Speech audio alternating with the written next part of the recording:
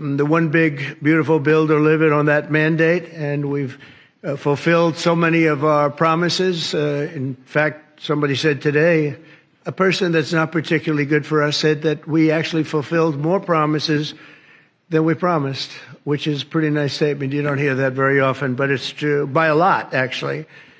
And that's just the beginning. In January, we passed Senator Katie Britt's Laken Riley Act. Where's Katie? And a few months ago, we passed Senator Ted Cruz's, and this was done with a very fantastic woman named Melania, right? You worked together. First Lady, you passed the Take It Down Act, something that was very important, that actually had very good bipartisan support, almost unanimous support. A couple of people, I won't tell you their names, but a couple of people. That was incredible. So that was with Ted Cruz and Melania. We appreciate it, Ted. That was a great job.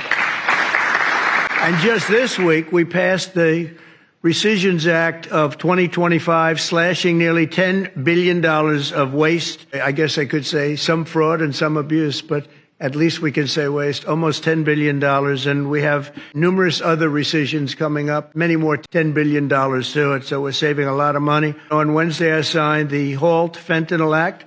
And earlier today, I signed Senator Bill Hagerty's Genius Act, and he named it after me, and I was really happy. Thank you, Bill. Thank you very much. Thank you very much. That's why I liked it I pushed very hard because of that, to make America the crypto capital of the world, and that's what it's become. The people that are being cut up in these increasingly cruel raids are farm workers, cooks, car wash employees, restaurant employees.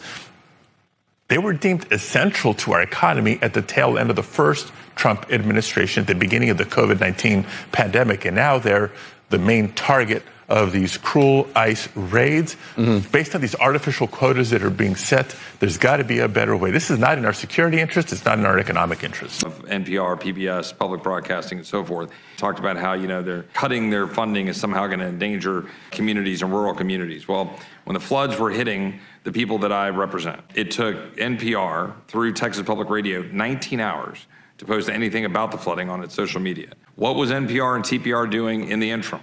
What were they doing in the morning at 4, 5, 6, 7 in the morning when private radio stations that I listened to and that I talked to were breaking in and presenting the information of the news? They were playing a program, a DC-based program, lobbying Congress for billions of dollars to continue their funding.